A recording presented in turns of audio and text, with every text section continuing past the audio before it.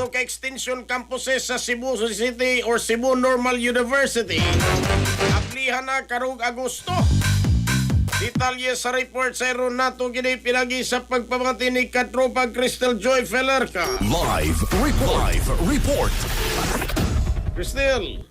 Mas daghan na unya nga mga estudyante sa probinsya sa Sugbo nga nagtinguhang makakolehiyo ang makabaton o gigayon nga makapadayon silang pag-eskwela duol sa ilang panimay. Tungod kay karong Agosto, opisyal nang ablihan sa Cebu Normal University ang mga extension classes sa lungsod sa Argao, Alegria ug Katmon human hatagan sa Commission on Higher Education o CHED ug otoridad ang universidad sa pagtanyag og undergraduate program sa maong tulo ka mga lungsod.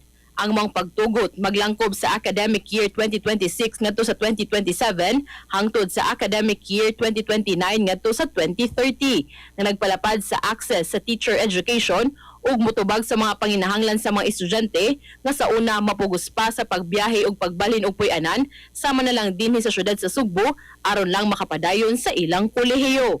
Ang CNU Argao magtanyag og duha ka program nga mao ang Bachelor of Special Needs Education ug Bachelor of Early Childhood Education. Samtang ang CNU Katmon ug ang CNU Alegria magtanyag lang og Bachelor of Special Needs Education.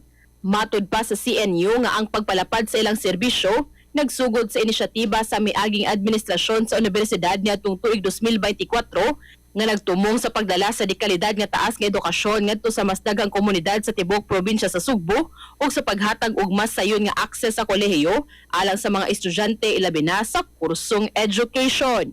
Para sa atong mga katropa nga gustong palig-unon ang immune system, malikayan ang ubo, hila at tabad sa ulo ug di makahilab sa tiyan, ang Santhone Vitamin C, the alkaline vitamin C maoy haom alang kanato mga katropa. Alang sa nagkayusang Pilipino para sa Pilipinas, kininyong katropa Crystal Joy Felerca, XFM News.